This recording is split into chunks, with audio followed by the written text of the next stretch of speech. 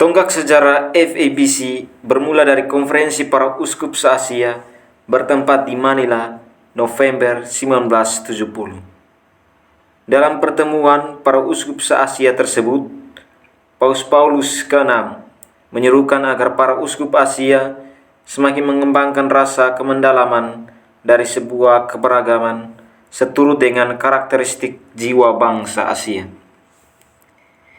Sidang tersebut semakin menyadarkan para uskup akan tanggung jawab mereka dalam pastoral beserta berbagai tantangan permasalahan aktual yang dihadapi gereja. FABC muncul karena bangkitnya kesadaran baru akan banyaknya hubungan tradisional yang ada antara bangsa-bangsa di Asia.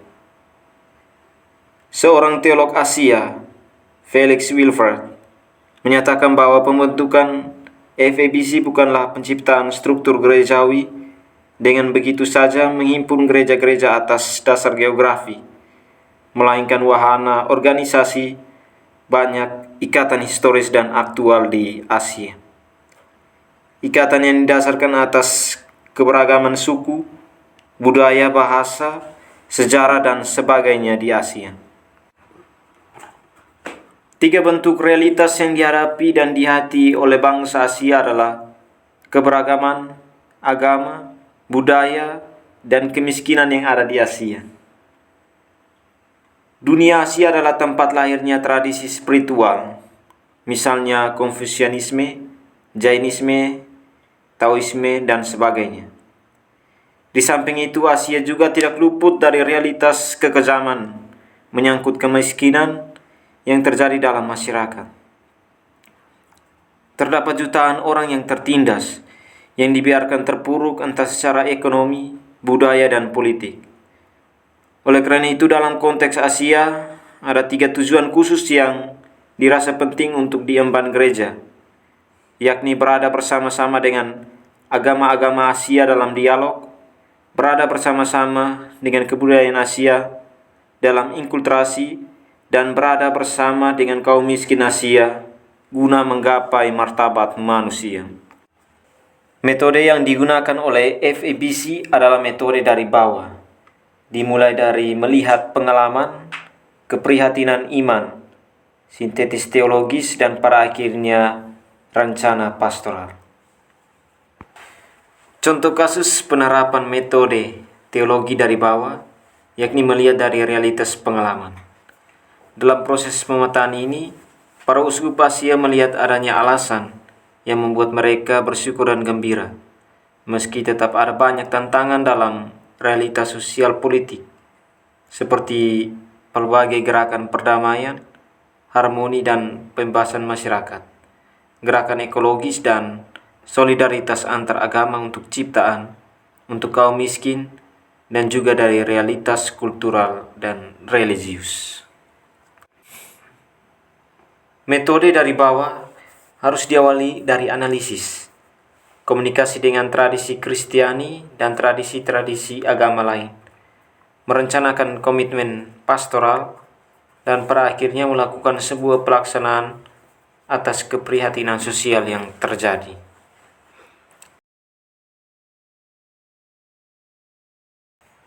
Teologi pembebasan di Asia memiliki keunikan sendiri. Oleh karena dipadukan dengan persoalan kemajemukan agama, sehingga teologi pembebasan di Asia adalah teologi pembebasan yang tidak hanya memperjuangkan kebebasan manusia dari penjajahan sosial politik, tetapi juga memperjuangkan pembebasan penjajahan di bidang agama. Teologi pembebasan yang demikian bertolak dari sistem penafsiran kritik sosial atau situasional.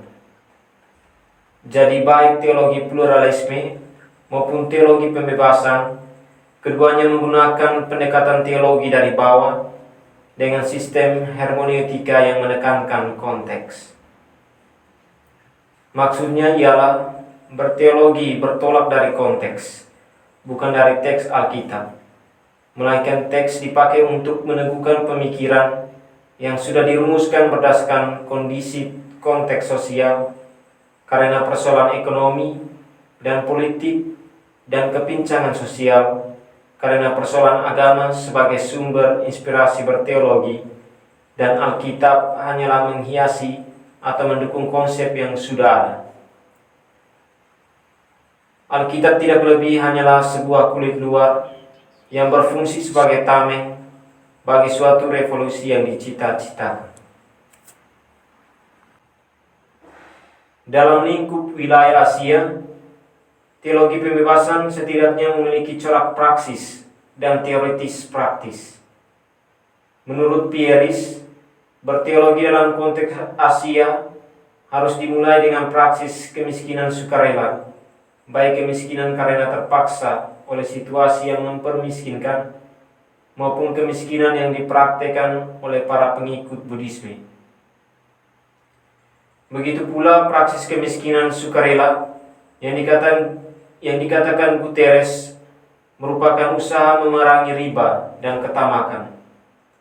Sedangkan corak teoritis praktis mengusulkan digantinya pemahaman akan Tuhan sebagai penjamin status quo, pemeliharaan hukum, dan ketertiban dunia, dengan pemahaman akan Tuhan sebagai yang mengidentifikasi dirinya dengan wanita-wanita tertindas, petani-petani yang tak bertanah, para pengangguran, rakyat kelaparan, dan yang remuk radang. Sejatinya salah satu misi suci agama saat pertama kali ia diturunkan ialah menganjurkan para pemeluknya membantu orang miskin dan memberi makan orang yang kelaparan, serta membebaskan sesama dari praktek ketidakadilan dan ketimpangan sosial.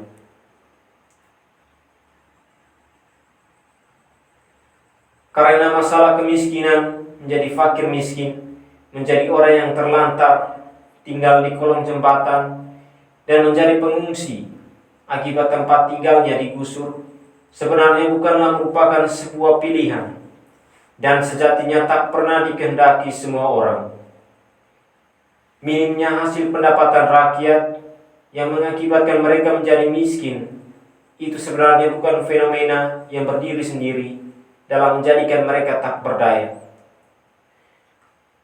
Mereka sebenarnya sekarat akibat tak memiliki akses yang memadai terhadap sumber daya utama kehidupan, seperti air dan tanah yang kian hari kian dikuasai mega korporasi industri raksasa, yang menjadikan orang-orang miskin tersebut tidak mendapatkan hak-haknya sebagai manusia, hingga tak mampu memenuhi kebutuhan hidup yang paling mendasar sekali.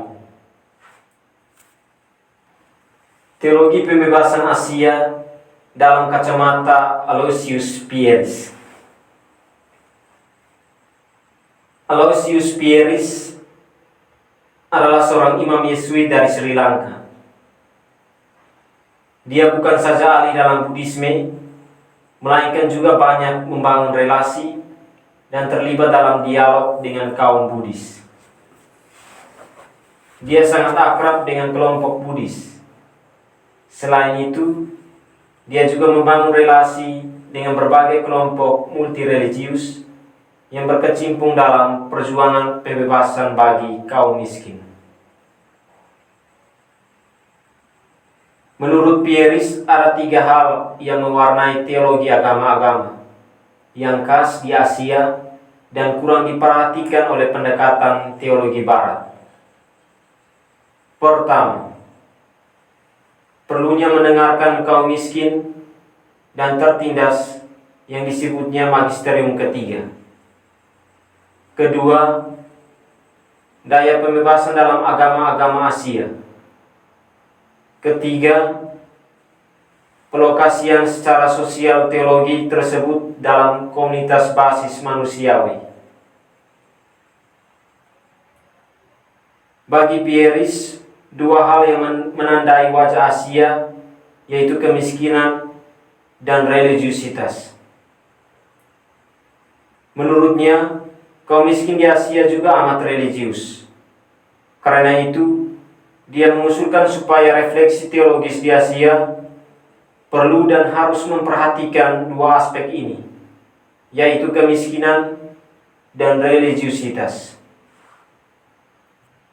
Di dalam agama-agama Asia, misalnya Buddhisme, melihat kerakusan akan harta sebagai penyebab adanya kemiskinan yang terjadi. Kerakusan menuntun sebagian manusia untuk melakukan pemerasan yang mengakibatkan kemiskinan sesamanya.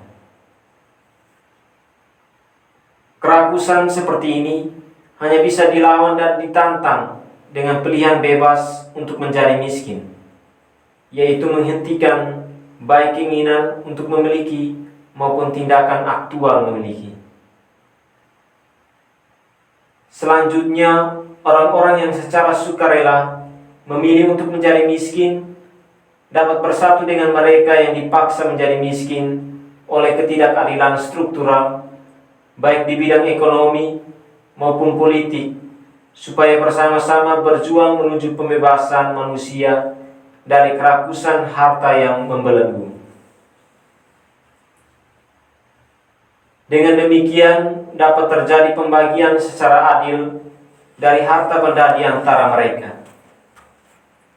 Singkatnya, pilihan untuk menjadi miskin menuntun kepada pilihan keberpihakan kepada kaum miskin dalam perjuangan menuju pembebasan manusia dari kemiskinan yang dipaksakan.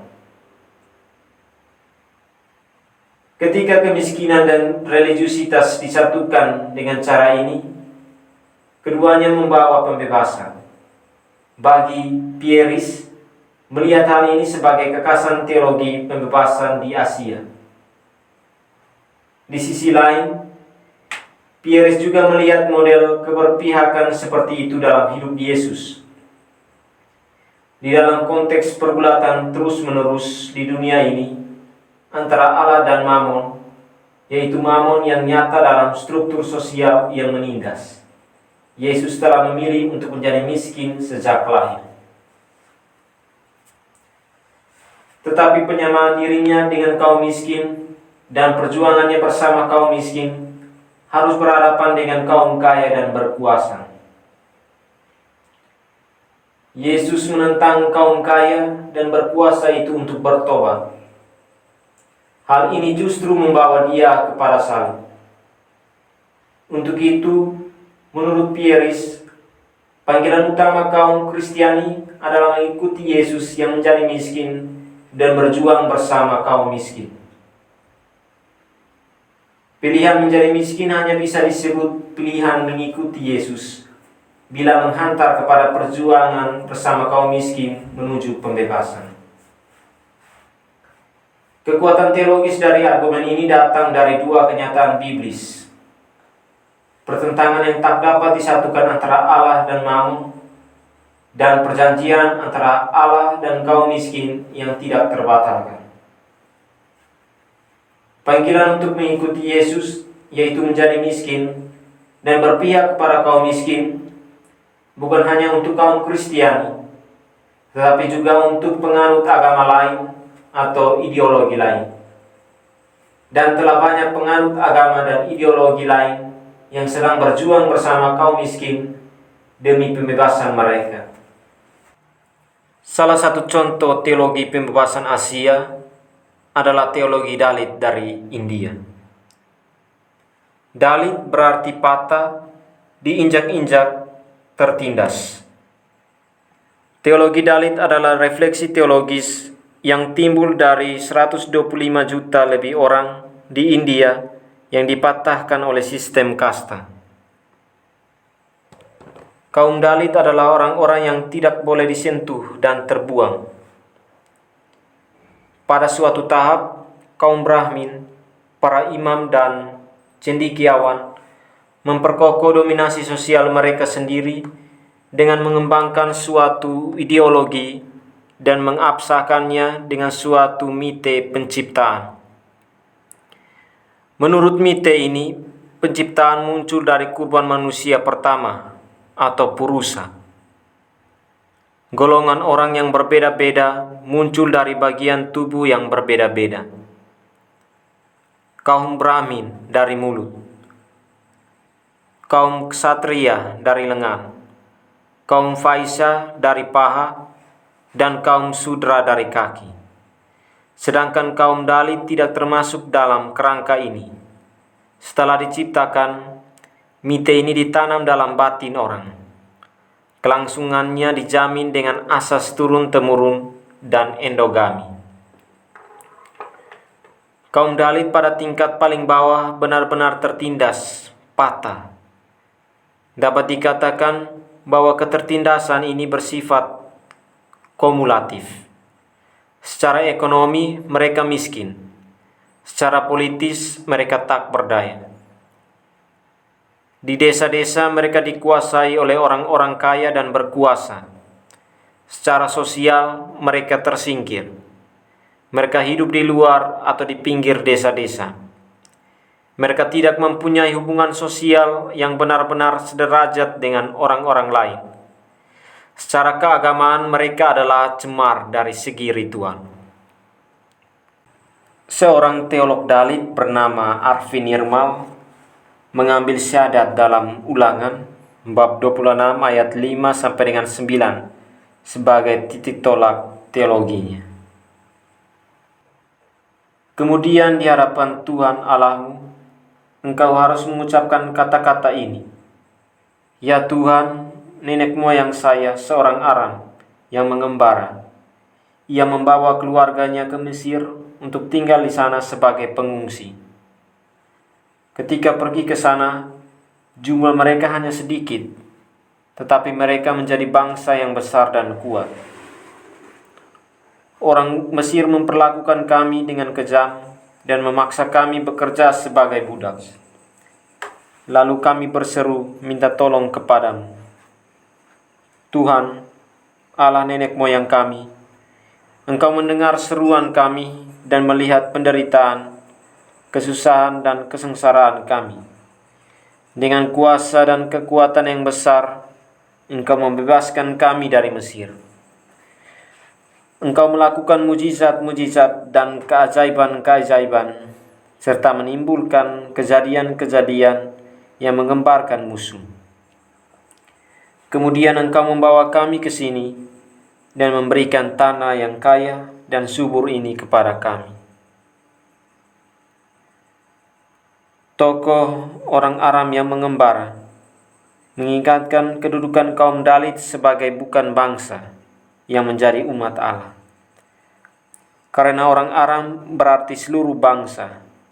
Orang Aram merupakan gambar visi yang harus dipunyai orang-orang Dalit mengenai diri mereka sebagai umat. Penderitaan bangsa Israel mengingatkan ketertindasan kaum Dalit. Maka teologi Dalit dicirikan patos, kuasa dan kekuatan yang besar dan menggemparkan, menunjuk kepada keperluan kaum Dalit untuk bergolak memperjuangkan hak-hak mereka. Tanah yang kaya dan subur adalah ganjaran, bukan tujuan perjuangan untuk pembebasan. Tujuannya adalah martabat manusia sebagai umat yang diciptakan secitra dengan Allah. Teologi Dalit juga bersifat doksologis. Bagi orang-orang Dalit yang menjadi Kristiani, perpindahan mereka dari agama Hindu kepada agama Kristiani merupakan pengalaman eksodus yang membebaskan. Pengalaman ini menjamin pengharapan eksodus untuk pembebasan sepenuhnya. Arvin Nirmal kemudian mengembangkan gagasan bahwa Allah agama Kristiani adalah Allah Dalit. Kaum Dalit adalah pelayan masyarakat. Allah agama Kristiani adalah Allah yang melayani. Hamba Allah yang menderita dalam kitab Yesaya adalah gambar Allah yang melayani ini. Menjadi hamba melekat dalam Allah kaum Dalit. Karena kami orang-orang Dalit India adalah umat Allah ini. Pelayanan ini merupakan nasib kami dan hak istimewa kami. Yesus Kristus juga seorang Dalit. Dalam daftar nama-nama nenek moyangnya, tercantum nama-nama yang menimbulkan tanda tanya, seperti Tamar, Rahab, dan Salomo. Sebagai anak manusia, ia tidak mempunyai tempat untuk meletakkan kepalanya. Dan penderitaan serta kematian adalah nasib hidupnya. Ia juga mengidentifikasikan diri dengan orang-orang Dalit zamannya, dengan makan dan minum bersama dengan para pemungut cukai, penarik pajak, dan pendosa. Maklumat Nazaretnya dan pembelaannya atas hak-hak orang bukan Yahudi dalam pembersihan Kenisa menegaskan kedalitannya. Lambang terakhir hal ini adalah Yesus dalam sengsaranya dan di atas salib dengan perasaan ditinggalkan sama sekali, bahkan oleh Allah. Roh Kudus akan menghidupkan kembali orang-orang Dalit seperti Ia menghidupkan kembali tulang-tulang kering. Roh Kudus juga memilih orang-orang bukan Yahudi yang tertindas sebagai anggota-anggota umat Allah yang baru, bahkan sebelum para rasul melakukan hal itu. Tema Allah dan Yesus berpihak pada kaum Dalit juga telah ditelaah oleh orang-orang lain. Teks seperti Yesaya bab 3 ayat 15 dapat diterapkan pada kaum Dalit. Mengapa kamu menindas umatku dan memeras orang miskin? Mazmur seperti bab 140 ayat 1 dapat dibaca sebagai seruan kaum Dalit. Lepaskan aku dari orang jahat, ya Tuhan. Dian Chankar mengemukakan bahwa dalam Injil Matius, Yesus digambarkan memihak orang banyak dari Galilea yang dihinakan melawan kaum elit yang lebih beradab dan sok benar sendiri dari Yudea dan Diaspora. Matius juga mengemukakan dalam tokoh perempuan dari Kanaan bahwa kaum elit juga dapat memperoleh karunia Tuhan dengan merendahkan diri mereka. Dengan demikian, Injil Matius memberikan paradigma untuk suatu teologi Dalit. Samuel Ryan melihat dalam diri Yesus yang ditolak oleh bangsanya dan dihukum mati di luar pintu gerbang suatu tipe kaum Dalit. Gambar persekutuan baru pemerintahan Allah melahirkan warna lain dalam teologi Dalit.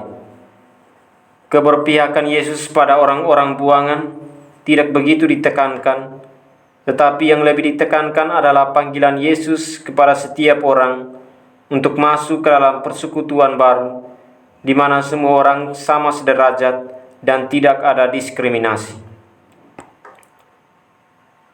Hal ini adalah tujuan yang secara ritual dirayakan dalam Ekaristi, tetapi harus diwujudkan menjadi kenyataan secara setapak demi setapak, maju pada tingkat sosial. Pendekatan teologis seperti itu memerlukan adanya pergeseran dalam perspektif sosiologis. Titik tolak tetap pengalaman ketertindasan kaum Dalit, tetapi pusat perhatian tidak hanya pada ketertindasan dan keberpihakan Allah pada kaum tertindas, tetapi pada persekutuan baru, persekutuan kemerdekaan dan kebersamaan, cinta kasih dan keadilan, yaitu umat baru dalam pemerintahan Allah yang memanggil semua orang untuk masuk ke dalamnya. Dari segi sosiologis, meskipun kaum Dalit adalah orang buangan, mereka termasuk dalam suatu tatanan sosial yang distrukturkan oleh sistem kasta. Dan pembebasan kaum Dalit yang sejati akan seiring sejalan dengan pembebasan setiap orang dari sistem kasta. Jika Allah memihak kaum Dalit, tujuannya ialah membimbing mereka dan orang-orang lain menuju persekutuan baru yang dijiwai oleh persamaan derajat dan hak.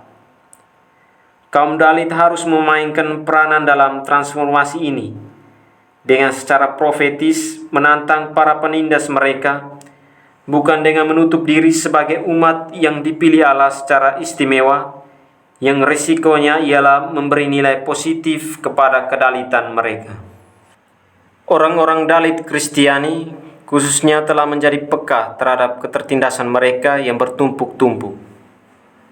Dalam masyarakat yang lebih luas, orang-orang Dalit yang menjadi Kristiani tidak serta-merta membebaskan mereka dari tatanan sosial budaya yang menindas, yang terbentuk dalam endogami dan hierarki.